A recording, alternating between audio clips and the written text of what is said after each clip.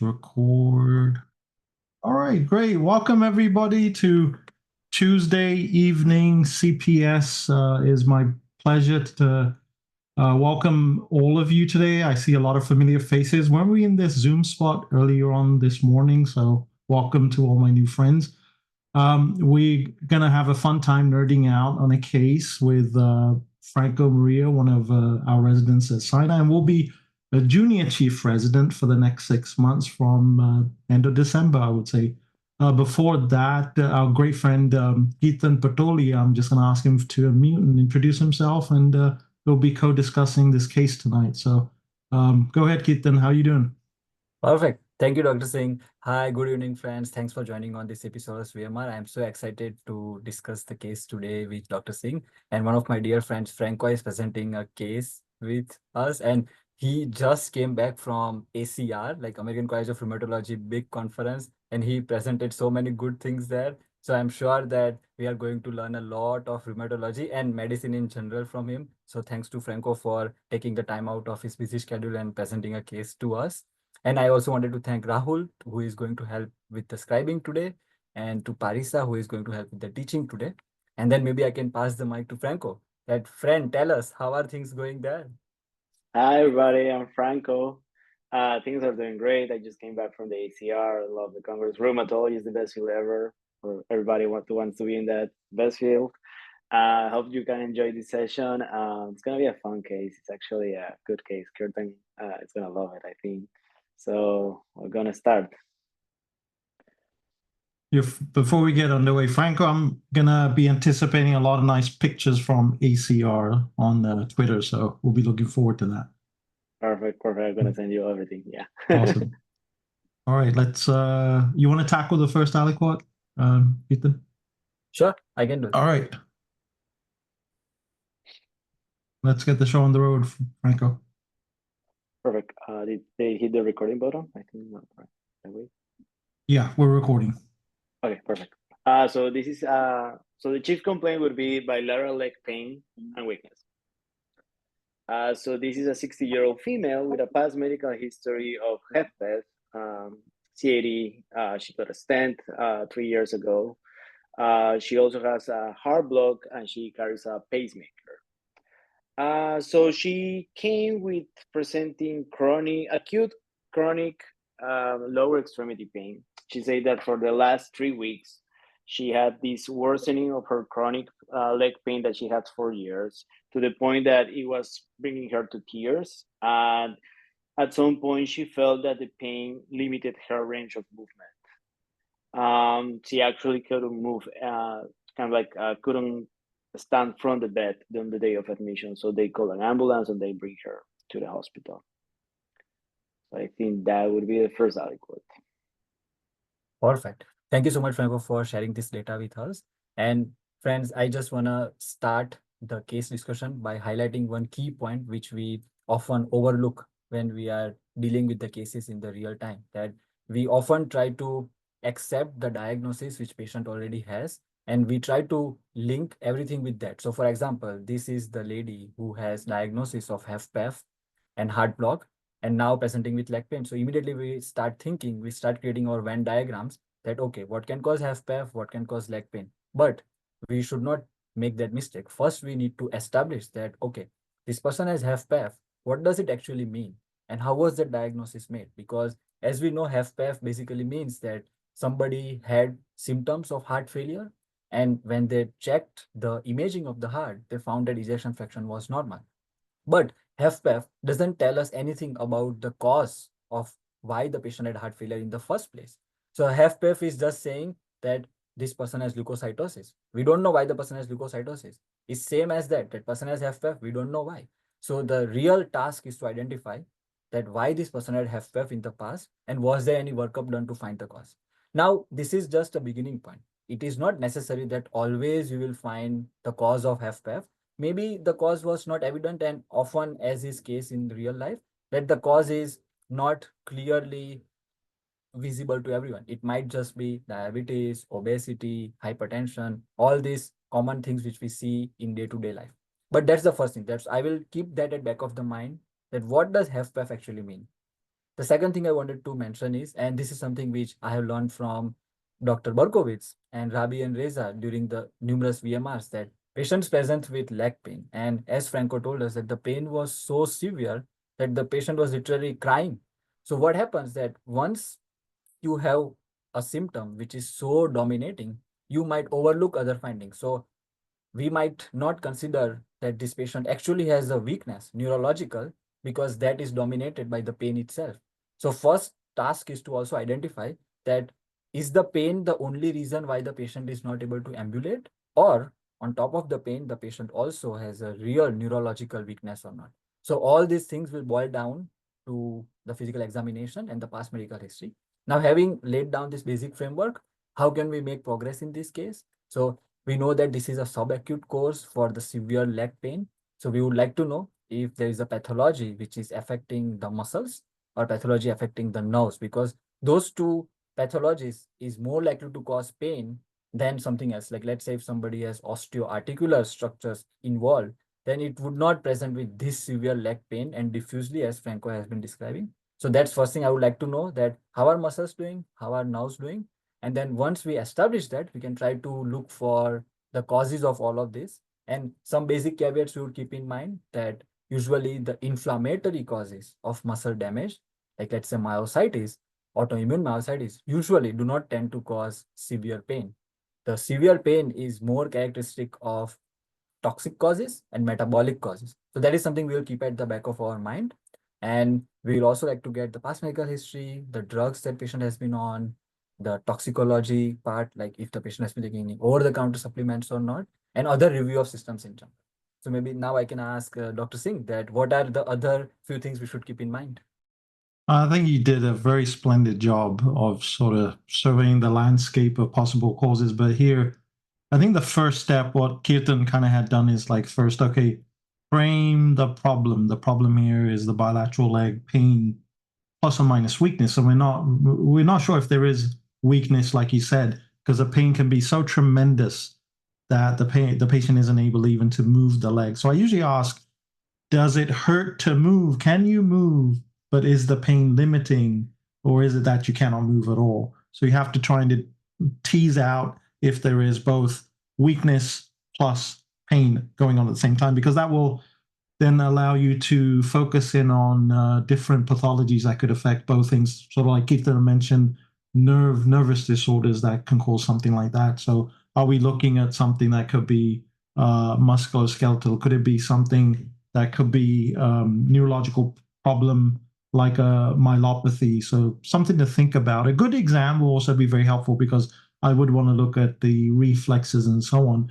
I liked what you did right there, Keithan, because you kind of expanded your differential to include the past medical history. And it's very vital sometimes to bring in other pieces of data, which could be medications. Was there an insult? Was there something in the family that happened before? Family history, social history, and so on. Was there a procedure that could have triggered this, the cause of this? So these are vital things. So say like trauma, spinal trauma, that could trigger something like this. But it was very kind of odd that now this patient has 3 weeks of this pain, and then also is not able to stand. So I'm kind of going through what kind of, so if I have a problem, I know the problem. If I have identified the problem, what kind of a process should I trigger to try and solve or tease out the problem?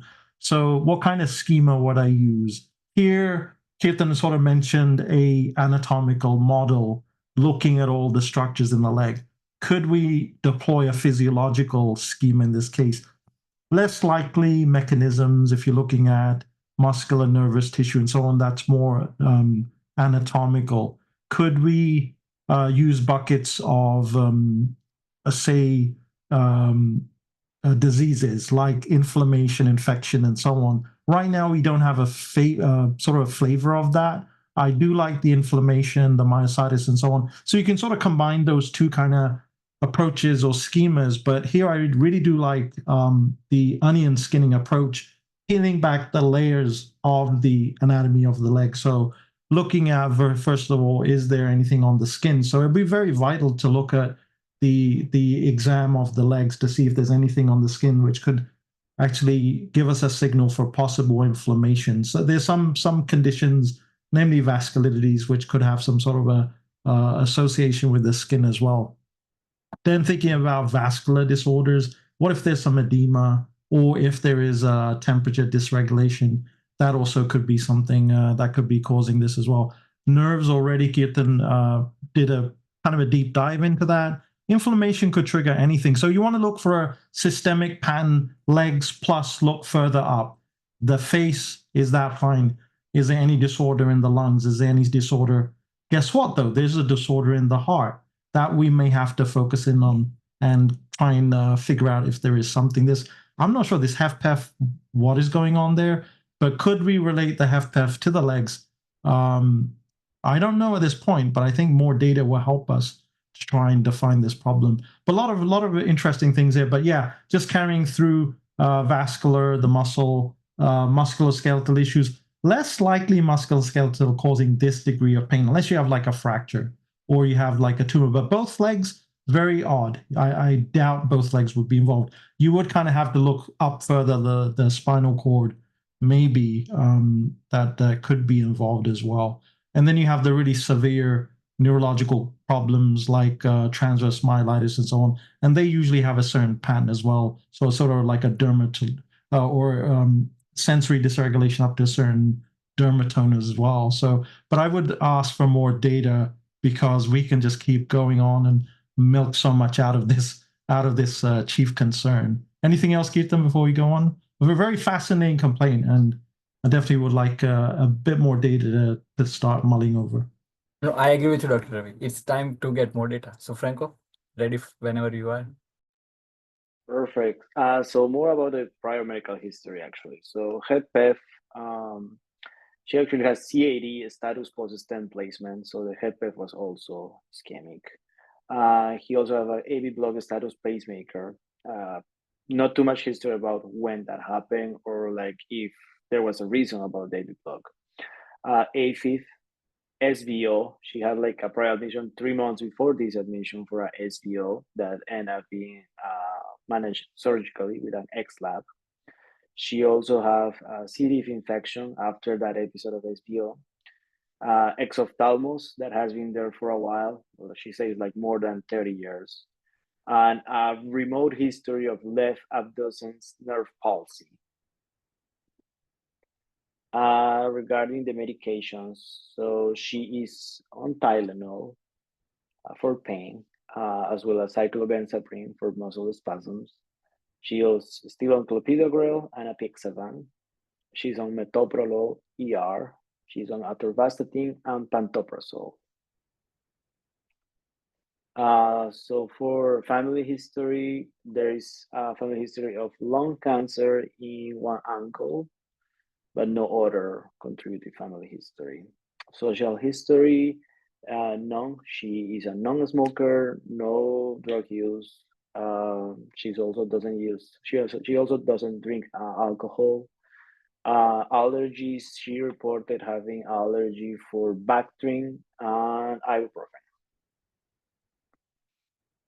Do you want to continue there? Do you want me to stop there, or you want to have the admission physical exam as well? I think let's stop there for a second. So there are a couple of really interesting things. I'll kick it off, Kirtan, and then you jump in, see what you think.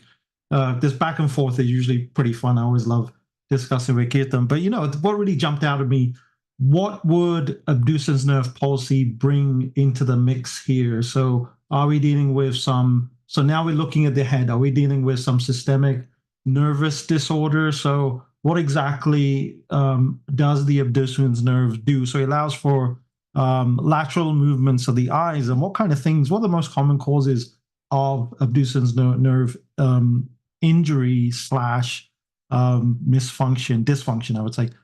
So vascular causes, of course, if there's some sort of ischemic injury. Diabetes notoriously is a cause of this as well. And then we don't, again, I had mentioned trauma, but this patient doesn't have any signature of trauma, but like a direct impact to the head could potentially cause something like this. And then the inflammatory conditions we kind of talked about before. So namely, MS always comes into the picture, and we think about epidemiologically 60 years of age. less likely at this point, but I think you could put a pin on this and just stick it on the board and bring it back out if we consider or we see other findings of possible multiple sclerosis. And then, I mean, neoplastic disorders intracranially, could it also cause this lower extremity issue? I'm not sure. But we've had VMRs where we had intracranial tumors or intracranial infections, sinus issues causing abducens nerve injury. So I'm trying to sort of work through how can I relate this abducens nerve to the presenting complaint. I'm kind of having difficulty between the head and the legs, but I'm going to explore the landscape of this. But right now, nothing really sticks out to me.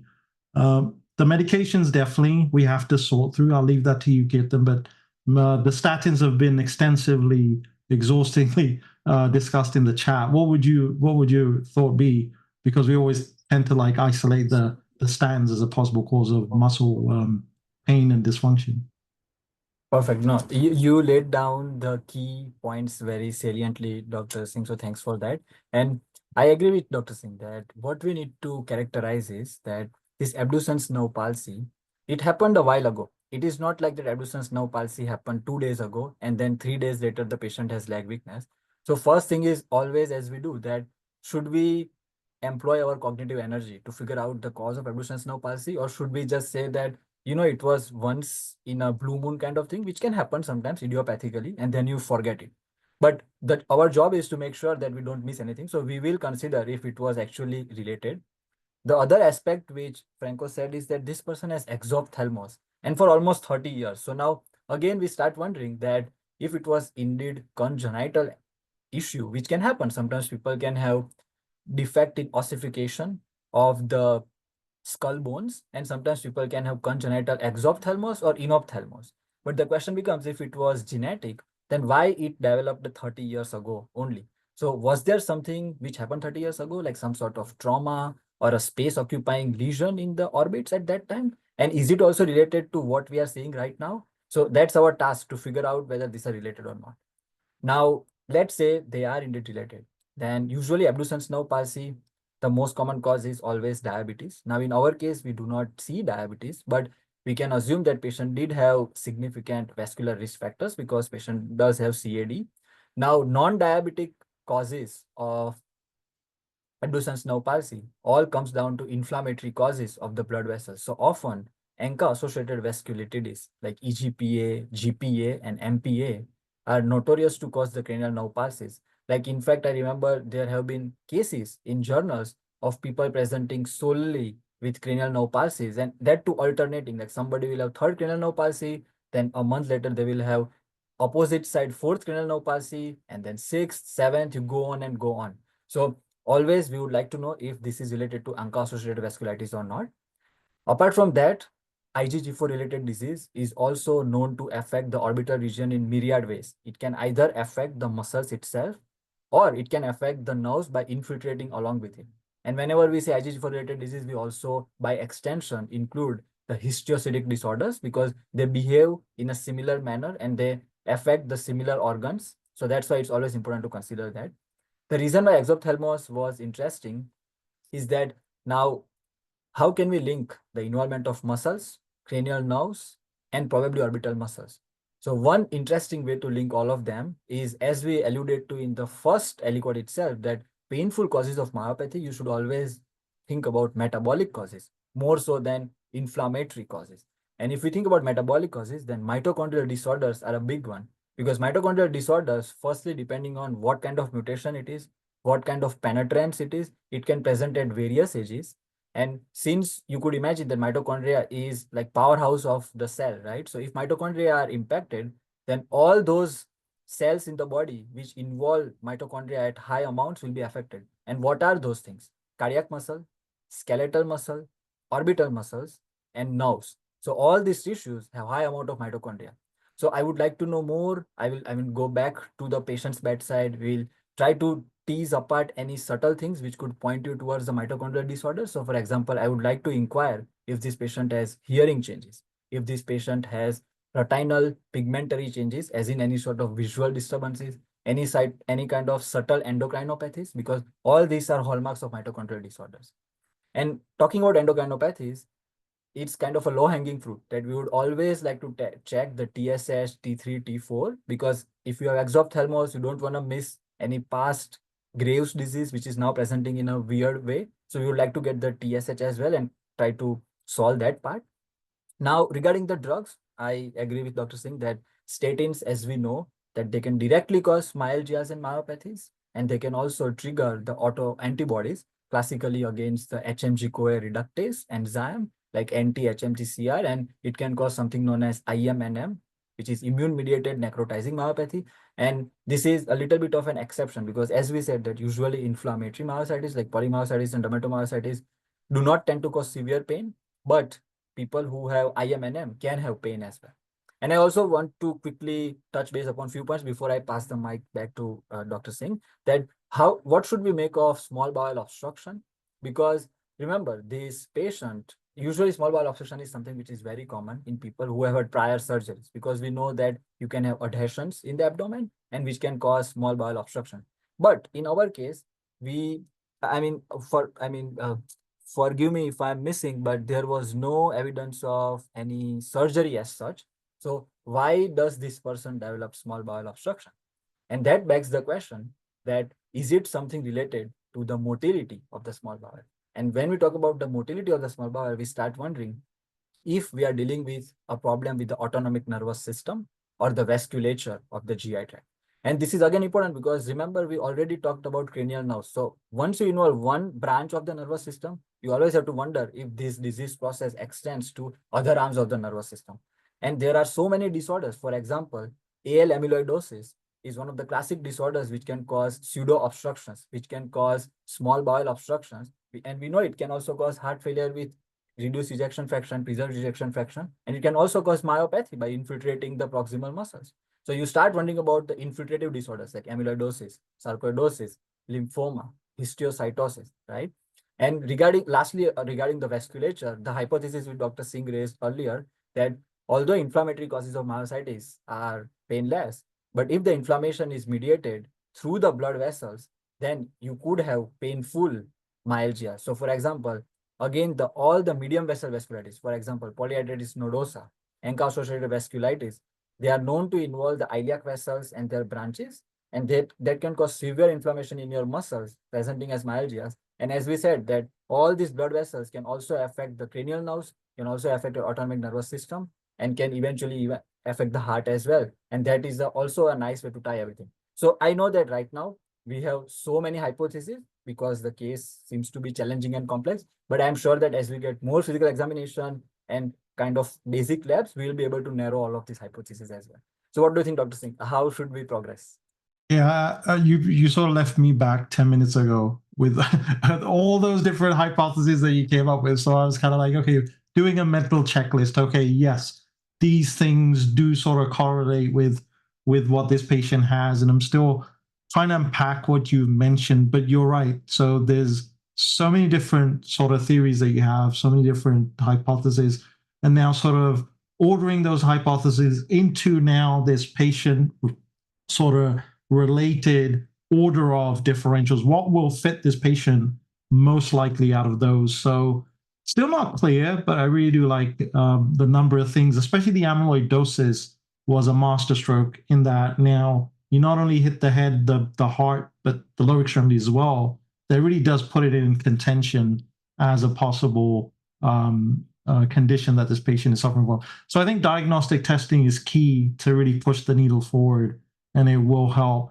But prior to that, the exam could yield or actually could exclude a number of things. But yeah, this exophthalmos is very exciting to discuss. We kind of having a good time discussing that, and then the abducens nerve palsy. But how much weight does it carry, and how quickly would it be a catalyst to get us to the diagnosis? I'm not sure. It could just be a bystander, but we still don't know. But I would like to see what the exam yields and then make a decision how relevant this is to solving this problem. So I'll send the mic back to Franco. Franco, take it away.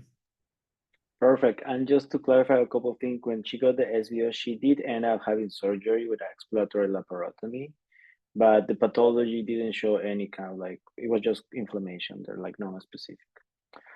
Okay, so for the physical exam on admission vitals, just 1 second, I'll put it here. So temperature on admission 36.7, blood pressure 107/72, SpO2 99%, heart rate 90, and respiratory rate 17. So for physical exam, generally she didn't look ill. She was not on distress. She did have exophthalmos, but no lymphadenopathy. She did have gingival hyperplasia. That she told us that she was exposed to I think she mentioned lisinopril at some point. That after that she had the gingival hyperplasia. Then cardiovascular heart rate was irregular, but no murmurs, no JVD. Pulm CTA bilaterally, no crackles, no wheezing. Abdomen soft, non-tender, non-distended, no mass, no hernias.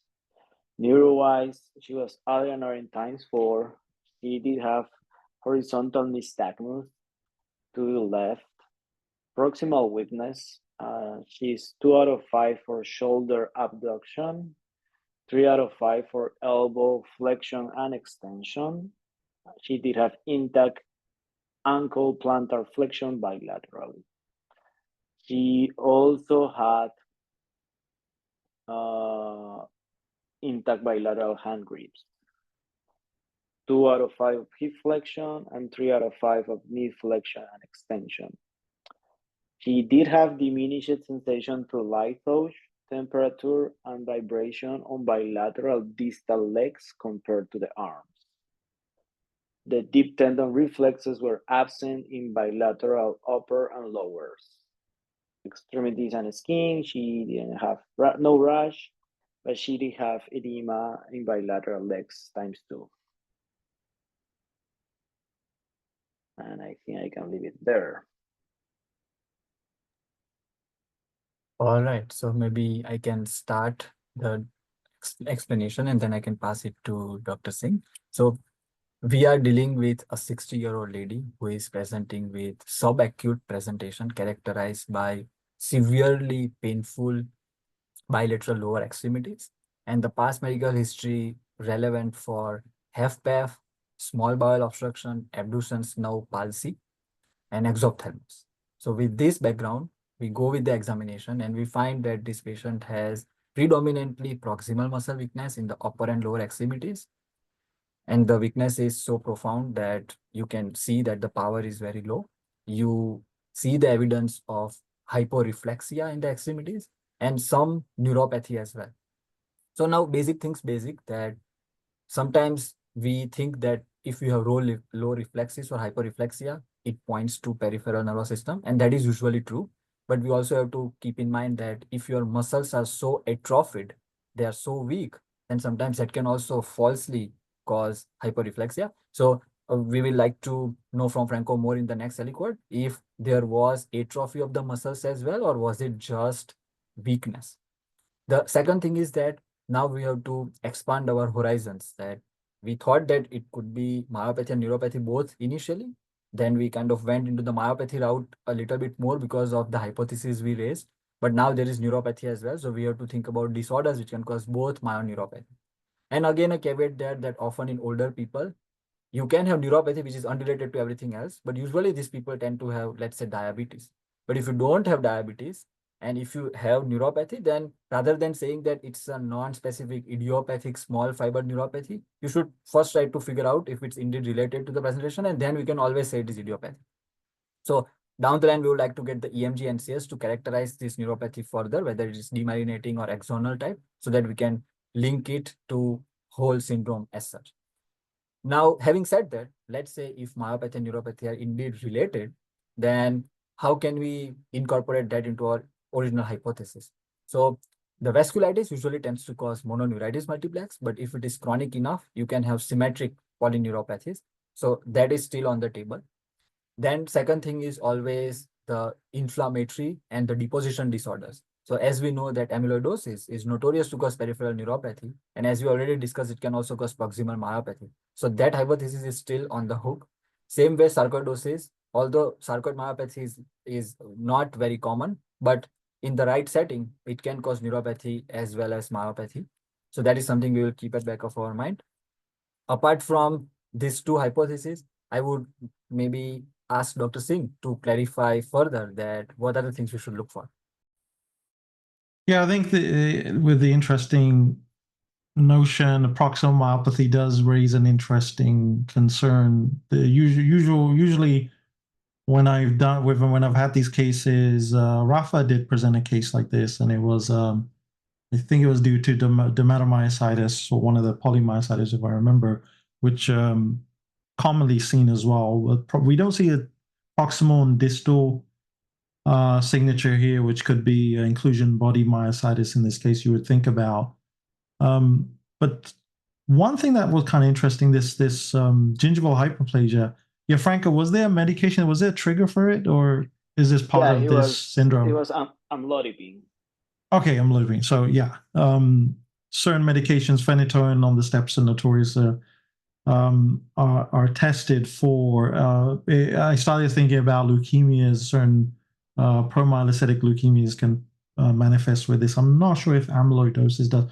Amyloidosis is more with the tongue, or you could have raccoon eyes and things like that, but less likely have gingival hyperplasia. But yeah, with this interesting thing now, testing to see if it's nerve or muscle would be very helpful. But I think you hit on all the key points here: inflammation, metabolic disorders, endocrinopathy. So that TSH will be vital. If it's normal, we can move beyond it and then focus in on the inflammatory causes and also metabolic causes. At this age, the deposition, glycogen storage disorders, mitochondria disorders, I would have anticipated an earlier manifestations of these genetic conditions. Although there are exceptions where people may actually manifest with these later, it's just they didn't have it in a severe form, or they don't have the sort of severe phenotype of these kind of conditions. Drugs, I think this is too extensive to be a drug. And the drugs, like we went through, you did a really nice breakdown of the two kind of syndromes with statins. So you have the immediate myositis, and then you have the more ominous pathologic, the statin-induced or the necrotizing variant of that, and the antibodies, the anti-HMG CoA reductase antibody would be tested for that too. Other things, we don't have anything in the history, such as alcohol. Alcohol is another cause of this subducens nerve palsy that we do see, but again, this doesn't fit. This patient isn't extremely ill, what Franco is stating, but the patient is sick. But the patient isn't critically ill. So we do have time to sort of think over. The vital signs are stable. We have time to think about what is ailing this patient. But I think a full panel of tests. Initially, we'd hedged our bets. Maybe the exam would give us a clue. But I think we really do need to get some diagnostic tests and start ruling out or moving out various hypotheses that you've mentioned, and see what fits this patient. But very, very interesting. So we do have a patient with a multi-systemic condition, and we need to start exploring some of those hypotheses that you had mentioned. Back to you, Franco. Perfect, great. So for the labs, so white blood cell count automation 9.7K, platelets 183, hemoglobin 9.3 with a normal MCV and normal MCH. For the CMP, the electrolytes were within normal limit, creatinine also within normal limits for her. AST 458, ALT 349, albumin 2.1, total protein 5.5, total bili 2.3, direct bili 1.6, CPK of 4,000. They also got an ESR on admission that was 55. Do you want more labs, or do you want to discuss after and get more? I think we can sort of do a staggered approach, see where this gets us. I'll kind of kick it off with these labs. But what's interesting CBC, yeah, there's slight anemia, MCV, normal, platelets normal, white count normal. So more than likely the hemoglobin. There's inflammation. We obviously know, and likely this is anemia of chronic inflammation. But what really strikes me in the labs is CPK. CPK being elevated 4,000, not a rhabdomyolysis. I mean, when you get to like 5,000, 10,000, then you're in the realm of rhabdo. But this is obviously leaking from the muscles, and the muscle is at the heart of the matter. So you have to start thinking like some of those myositis conditions that Kirtan had mentioned, especially with the pan now sort of rolling it back to the patient having difficulty getting up. And this is sort of typical.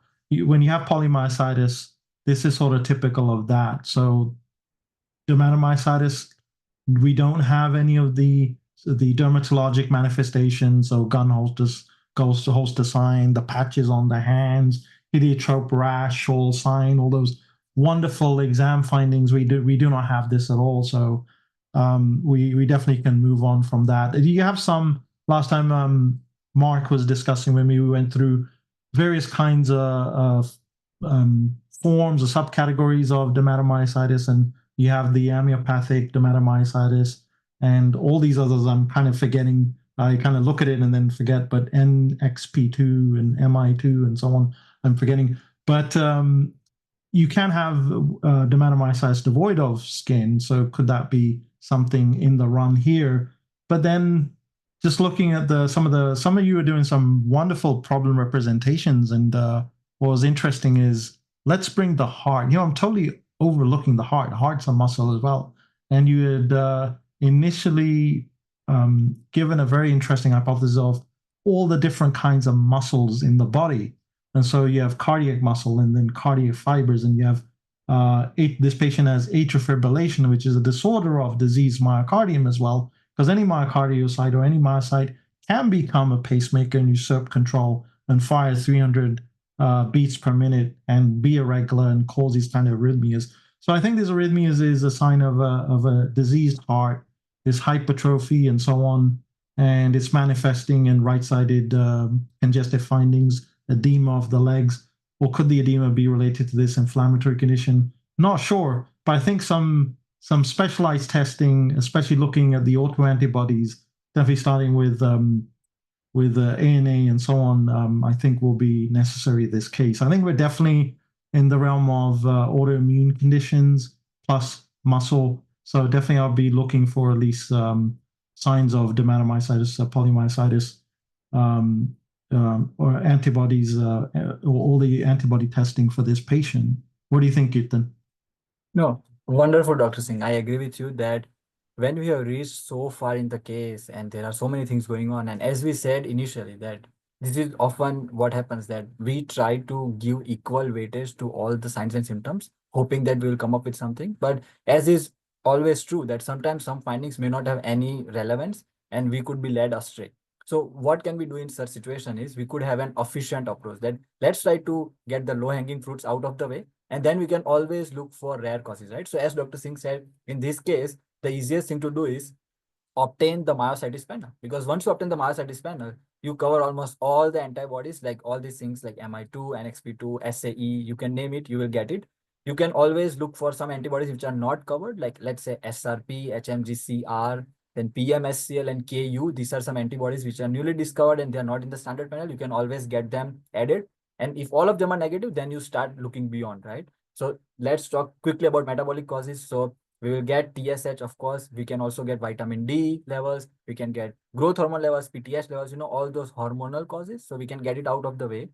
And let's say that eventually we reach the point that all these causes are ruled out. Then we go to the inflammatory route, right? So we get ANA, we get ANCA, we get CRP levels, we can get IgG4 levels, and we get them out of the way. Now what? So initial hypothesis was that could this be amyloidosis? So we can get SPEP, we can get immunofixation. And as we know that when we talk about M proteins, we can have all these fancy acronyms which can come in different ways. So for example, people can have so-called ophthalmoplegia, along with peripheral neuropathy and myopathy, so-called like Canomed syndrome. Then we have Canvas syndrome. So basically all these entities which have M component in it and which can present in weird ways, like we know Poem syndrome is there, right? So the thing is, again, it's a low-hanging fruit. You don't want to miss the M spike and miss one of these rare syndromes, because finding a M spike is the first step to discovering these rare syndromes. So we will get the SPEP immunofixation, urine immunofixation to rule it out. But let's say even this fourth tier testing is unrevealing. Then we have to start wondering that should we lay emphasis on the fact that the cranial nerve palsy and the heart involvement is indeed related? So now talking about what Dr. Singh was saying, that what about those genetic conditions or so-called muscular dystrophies which present at the older age? So for example, we talk about mitochondrial disorders, and one classic mitochondrial disorders, which is known as Kearns-Sayre syndrome, like KSS, is known to cause complete heart block. It is known to cause proximal myopathies. It is known to cause cranial nerve palsies as well. So that's why the mitochondrial is always on the hook, because of the involvement of the cardiac muscle fibers. Then similar way, if you think about other dystrophic causes of hypertrophic cardiomyopathy and muscle involvement, so you think about Fabry's disease, you think about like Pompe's disease. Now, the thing is that Fabry's and Pompe's do not tend to involve the eyes that much. So that, kind of lowers it on the differential. And the other things which I had noted down here is that sometimes when you talk about muscular dystrophies, we also have to think about genetic mutations in dystrophin gene, dysferlin gene, and other genes which are in the sarcolemmal matrix. So, for example, people with Emery-Dreifuss muscular dystrophy often present with heart block and proximal myopathies. So, in this case, I would like to know more about the patient's past, that when this complete heart block was discovered, what was the hypothesis by the cardiologist? Because often all these muscular dystrophies, for example, limb-girdle muscular dystrophy, or dysferlinopathies, they have a characteristic MRI pattern on the heart. So we would like to know from the cardiologist if all of these entities were kept at the back of the mind now that the patient has proximal myopathy as well. So I think this should be our approach, that get the basic testing so that we get them out of the way, and then we can start employing more cognitive energy to figure out that what kind of genetic testing we can do for these rare disorders, and we can move ahead. So Dr. Singh, any final get to the next element? Oh no, absolutely fabulous. I definitely think and strongly will consider all of those different conditions. Some of them I remotely remember, but it's interesting. It's not your usual sort of conditions that you consider in a patient like this. So it'll be interesting to see what the result if we do have testing on some of these. So we'll send the mic back to Franco for more information. Perfect. So this is gonna be kind of like a long aliquot, actually. So the neurology was consulted because of the loss of like the tendon reflex and the loss of vibration and touch and temperature as well. They recommended an MRI of the whole spine that only shows spine degenerative disease from L4 to L5 with mild spinal stenosis. They also ordered an MRI head that didn't show any acute infarct. On the MRI, they also described that, no, at the same time, because of the liver enzymes, they got an ultrasound that didn't show any kind of like cholecystitis, but they did an MRCP at the same time. That didn't show no ductal dilation, no cholecystectasis, but an indeterminate right hepatic lobe lesion. Because of the negative MRI spine and the elevation of the CK, they also pursue an MRI of the muscles of the lower extremities that show extensive muscular edema with fluid tracking along the deep facial planes.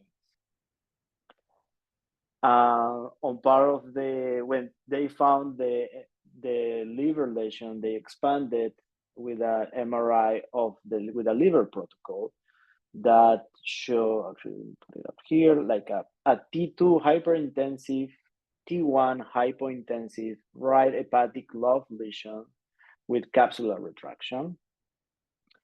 And for the workup of that, they also got, at the same time, the patient had a rapid response for hypoxia and dysphagia. She was now on oxygen up to 4 liters, and she said that she had like problem swallowing the whole day.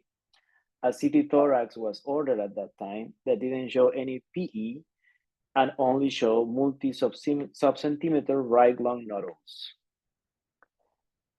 I think on the biomarker 3 was also sent, that's for the myositis, but that is gonna come back later because it's a 14-day to 21 turnaround time. So I think I can leave it there with that imaging. Oh, TSH and T4 was completely fine as well. And Franco, how much more data do we have? After this is so after this aliquot, the next aliquot will reveal the diagnosis.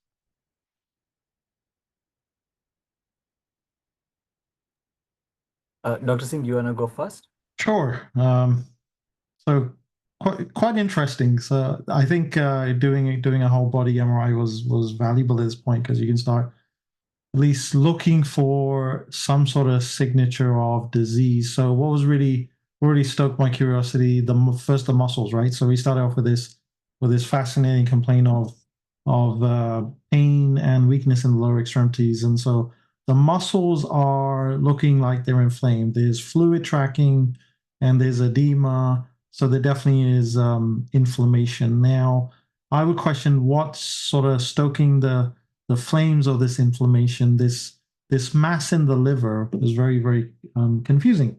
Is it truly a mass, or is this one of those pseudotumor variants? So what kind of, you have to then raise the question, what kind of conditions can cause these kind of pseudotumor configurations? And you had earlier mentioned like IgG4. We've had a couple of cases which just blew my mind, and IgG4 can manifest with this. The plasma cell dyscrasias can also manifest in such a manner. And then there are many other conditions that are kind of escaping me. But these conditions are sort of top of my list for causing multisystemic conditions such as this. And but if this is a real tumor, can you have a paraneoplastic effect? Of course you can. So that's also something to think about. But is this where we just go sort of boil it down to its basic element and just go for the tissue to see what's there? Of course, some of these other autoimmune markers will be valuable. At least, like you said, you're sort of unpacking diagnosis with each negative result. So the thyroid was valuable. We got over that hurdle. I was very much in the running because of the exophthalmos and so on, and it can manifest in the muscles are obviously affected, heart is affected. And I think that was a brilliant hypothesis. And you can have cases where thyroid can present in such a manner, but we've moved beyond that. Still in the running, maybe a tumor, pseudotumor, maybe one of those multisystemic conditions which can cause these pseudotumors, or maybe a tumor with paraneoplastic effects. What do you think? Perfect. No, wonderful hypothesis, Dr. Singh. So what Franco told was that MRI lesion showed T2 hyperintensity and T1 hypointensity. Now, over the years, when you become a resident and you see so many hepatocellular carcinomas, that you learn few things here and there from radiologists. So what they say is that if there is T2 hyperintensity, then in the right setting, it means that you have hypervascularity. So whatever lesion you are seeing is very vascular. So it's unlikely that what we are seeing is just a random hepatic, let's say, hematomas or hepatic adenomas, which do not tend to have such dramatic blood supply. When you have this much degree of hyperintensity, you have to think it will be malignant. So usually the malignant lesion will be hepatocellular carcinoma or angiosarcoma or some hemangiomas. Now, the question is that how would we link it to our presentation? So the MRI was also helpful because remember we said in the first aliquot that we have so many hypotheses, but once we get the more data, we will boil it down. So now this is one of those data which is helping us boiling it down, that all the infiltrative causes of myopathy, all the genetic mitochondrial causes, they are kind of, silent, bland kind of stuff. They should not light up on MRI with all this inflammation tracking down the facial planes. It kinds of make you wonder that, okay, maybe all these things are lower on the differential now. And now all the focus is on inflammation, inflammation, inflammation. And once we are in the realm of inflammation, we start wondering that how would we link the presence of a tumor? So as we know that myositis has got very strong association with tumors, just like systemic sclerosis has. And then over the years, we have also refined that what antibodies are specifically linked to this. So as we know, that one of the classic antibodies is anti-TIF gamma, which stands for transcription intermediary factor gamma, which was initially known as P155-140. So that has got like almost 30% association with solid tumors. So that is something which you would like to know, anti-TIF gamma antibodies. The second antibody with strong association is NXP2, which Dr. Singh mentioned earlier, which stands for nuclear matrix protein 2, and which has been seen in people with juvenile dermatomyositis, calcinosis, and tumors as well, and classically breast cancer and ovarian cancers. And lastly, the newly discovered antibodies, like we know SAE, small ubiquitin modifier like activating enzyme, then there is MDF5 that also have some vague associations with neoplasms. So that is interesting to know that we can ask oncologists to help us figure out that what this lesion represent, and then we can see that what the biomarker panel reveals. Now, since we are nearing the end, we also want to make sure that there are no loopholes. So what should we do with this abducens now palsy? So as we already said that at the end of the day, you may not have any cause. It could be idiopathic, because myopathies usually, like all these myopathies which we mentioned, does not affect the cranial musculature. Like it would not affect like your lateral rectus. It's very unlikely. It has been described in like MDFI, which can cause facial palsies and stuff. But again, cranial nerve palsy, like ocular, is very unusual. So we would like to know that if this is indeed related or if this is separate. Same way, exophthalmos, now we are at the loose end. Like there's nothing there for exophthalmos. Same way, small bowel obstruction, we don't know. Like maybe it happened once out of blue. We cannot link it to our current presentation. So far, what Franco has told us, we will await the biomarker panel to look for these autoantibodies. And I'm more interested because what Franco told us is that there was dysphagia. There was this rapid response, hypoxia, dysphagia. So now there's even more evidence that maybe there is involvement of esophageal musculature as well. And these scattered lung nodules, now it could be a tumor as well, because all these antibodies have strong association with lung tumors too. So we want to know what's that lung infiltrate looking like, and is it just infiltration of tumor or something else, like bland substances? We would figure that out. So I think that is our hypothesis. Let's get the oncologist on the board. Let's see what the biomarker panel shows. And if we still don't have the answer, then we have to think even more. What do you think, Dr. Singh? Yeah, that's very wonderful. Yeah, I kind of forgot to explore the landscape of dermatomyositis and malignancy. So you're right. This could be an overlap of one of them, and you were correct that anti-TIF1 and anti-NXP2 are associated with malignancies. You know what's kind of missing here? Usually, dermatomyositis, I always start thinking about lung involvement, ILDs, but we have nothing here with the respiratory system. Now, not all of them have involvement.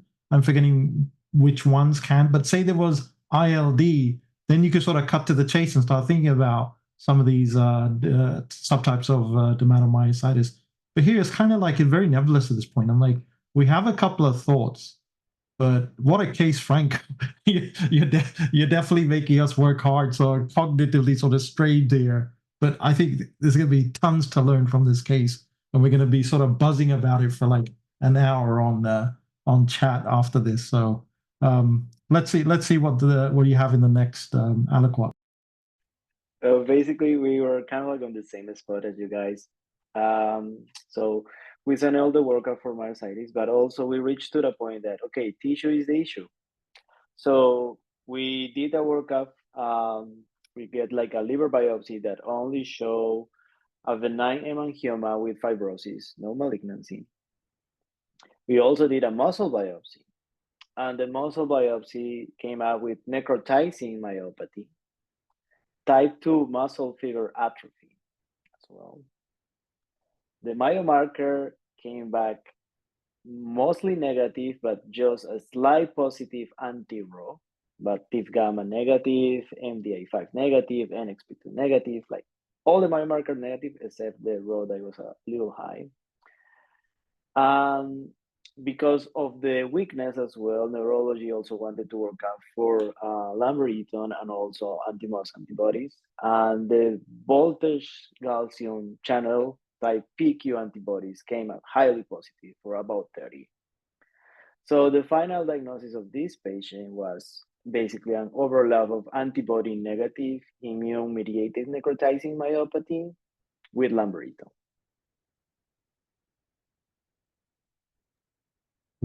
Incredible. So we have an overlap again. I think we had an overlap a little while back, but wow, that definitely did. I was kind of overextended trying to figure this out, but kudos. Actually, the chat was on fire. There were a lot of mentioning of Lambert-Eaton syndrome, and it's interesting, like you mentioned, like sort of taking a stand back and looking at the whole picture and try to put the pieces together. And sometimes you do see the breadcrumbs make a sort of pattern of maybe Lambert-Eaton syndrome here. But very, very interesting.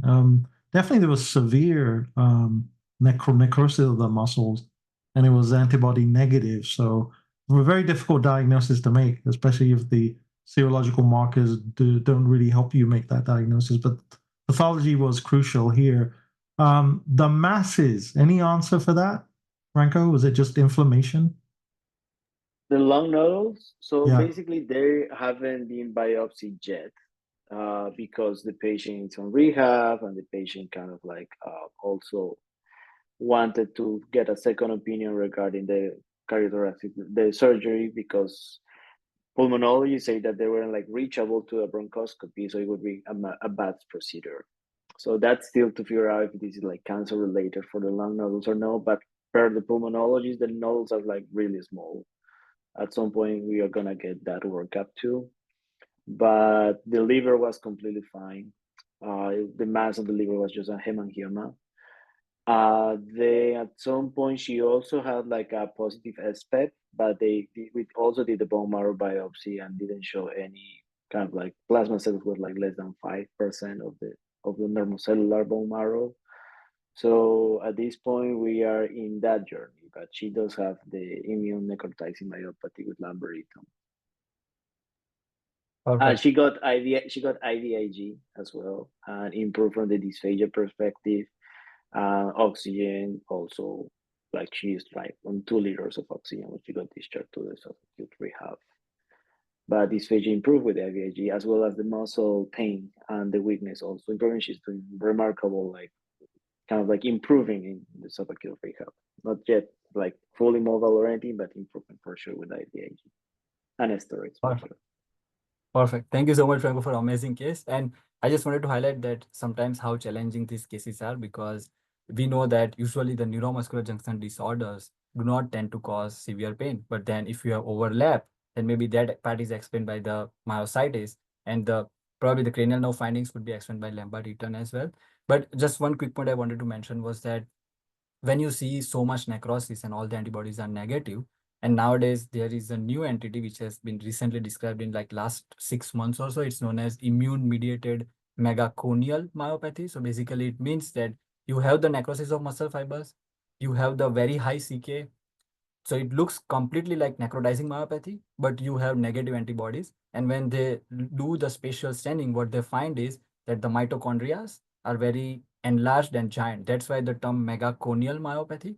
And it has been recently described because all these disorders were previously known as seronegative IMNM, but now when they did actually they did the retrospective study, like they would get the sample from 5 years ago from some lab, then they would stain it, and then they would find that, oh yeah, mitochondria was elevated or like dilated. So it's known as immune-mediated megaconial myopathy.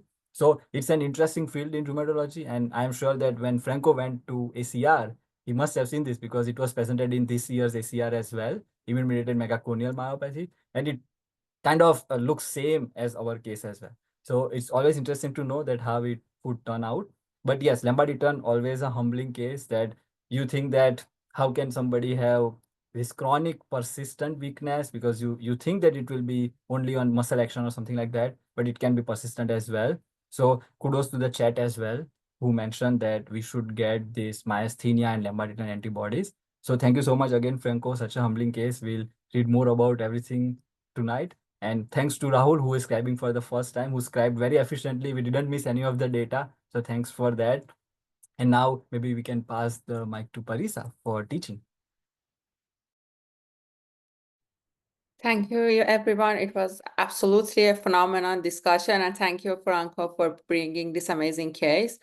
We have started with a patient who came to us with acute and chronic leg pain. And we start to frame the problem and emphasize on the importance of having a comprehensive assessment to ensure that any significant symptom like severe leg pain should not be overlooked. And we need to also make sure that neurologic weakness or any systemic issues are also getting examined. Maybe when we are discussing how severe leg pain is, severe leg pain might mask the other critical problem. We talk that something like toxic and metabolic problem could also present with severe leg pain. We also learned that for subacute causes, we could have anatomic approach because we might have muscle and nerve involvement. We could also categorize them to inflammatory causes like myositis that usually does not present with severe pain. We could also need to think about infectious causes. We also learned that transverse myelitis, it should be on our differential diagnosis, but this specific disease usually have a dermatomal pattern. We require a detailed exam to specify, look for a reflex of the patient. We need to have a true skill exam looking for vasculitis or any finding of dermatomyositis. We need to look for edema, temperature dysregulation, any disorder in the heart and lung could be accompanied with this presentation. We also need to have a detailed history of the trauma and the family history. We also address painful myopathy causes, which could be due to metabolic, mitochondrial causes. It is usually likely to be presented in younger population like Fabry's and Pompe. Because all the cells with high amount of the mitochondrial affected, these are mainly presented in organs like cardiac, skeletal muscle, orbital muscles, and nerves. Patient might be presented with hearing changes, pigmentary changes, and endocrinopathies. We need to check the TSH to make sure we are not having these kind of diseases. We also thought about mitochondrial disease, which are having cardiac involvement, like Kearns-Sayre syndrome. And also we talk about mitochondrial disease plus muscular dystrophies, like Duchenne and Becker. This patient specifically had abducens nerve palsy, and we learned that this presentation could be directly affected by head trauma, but could also be presented by a variety of the systemic disease, like vascular diabetes mellitus is notorious for this presentation. We need to have inflammatory causes in our back of our mind, ANCA-associated vasculitis, histocytic disorder, IgG, multiple sclerosis, neoplastic disorders, sinus disorder, and alcohol could be the reason for this presentation. Our patient has exophthalmos. We learned that some genetic defective ossification might be presented, which is usually presenting in a younger population. It might be due to a space-occupying lesion or the hyperthyroidism. It's a common presentation. We learned about a statin muscle injury, this drug problem that has a specific pattern for inducing the injury. One of them is an immediate pattern, and the other one, which is usually presenting later, it is an antibody against HMA-q reductase, which is an immune-mediated necrotizing myopathy. We also address a small bowel obstruction when it is coming without the history of the surgery. We need to keep our mind the motility problems and the autonomic nervous system causes, and we need to think about infiltrative disorder like amyloidosis, sarcoidosis, lymphoma, and histocytic disorders. We also talk about hyporeflexia. Usually we are thinking about peripheral nervous disorder, but we also need to think about weak muscle. Maybe our patient is too weak to perform the exam. Our patient has a gingival hyperplasia. We know that some medication could be the culprit, like amlodipine and phenytoin, and poromyelocytic leukemia is the notorious disease for this presentation. Our patient has elevated CPK. Although rhabdomyolysis also have this common lab finding, but we are expecting that to be much more higher, around 5K and 10K. and this number is usually around myositis. We need to look for dermatomyositis and look for the exam finding like heliotrope rash, Guthrie papules, Schall sign, and mechanic's hand. When we came to some specific point that we needed to rule out metabolic causes like TSH, vitamin D, and growth hormone, and also we needed to rule out the inflammatory causes of the myositis. We need to rule out ANCA, ANA, IgG level, and for ruling out the amyloidosis, we are usually going for SPAP and immunofixation.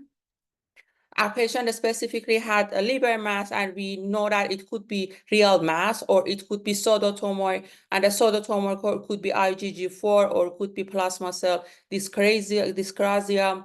Our patient had T4 hyperintensity. We know that it is hypervascularity. It could be malignant sarcoma, hepatocellular carcinoma, and angiosarcoma. We also learned about antibodies associated with myositis, which are anti-TIF gamma, NXP2, and anti-SAE. Thank you, everyone. It was a very enriching session. Wow, Parisa, that was amazing. You like delivered it like a lecture. I was enthralled. All the points, that's amazing. That's just incredible, right? Right, Kirtan, like everything that you mentioned, she was able to capture it and just deliver it in just like one breath. Right. Thank you, everybody. Great job, Parisa. Thank you, Rahul, for your first time scribing. Thumbs up. Excellent job. Thank you, Kirtan, for co-discussing. And Franco, oh gosh, you definitely stretched right. I don't think we get sleep. We'll be texting points all back and forth all night. So I have you to blame for that. All right. Have a good night, everyone. Thank you, Franco.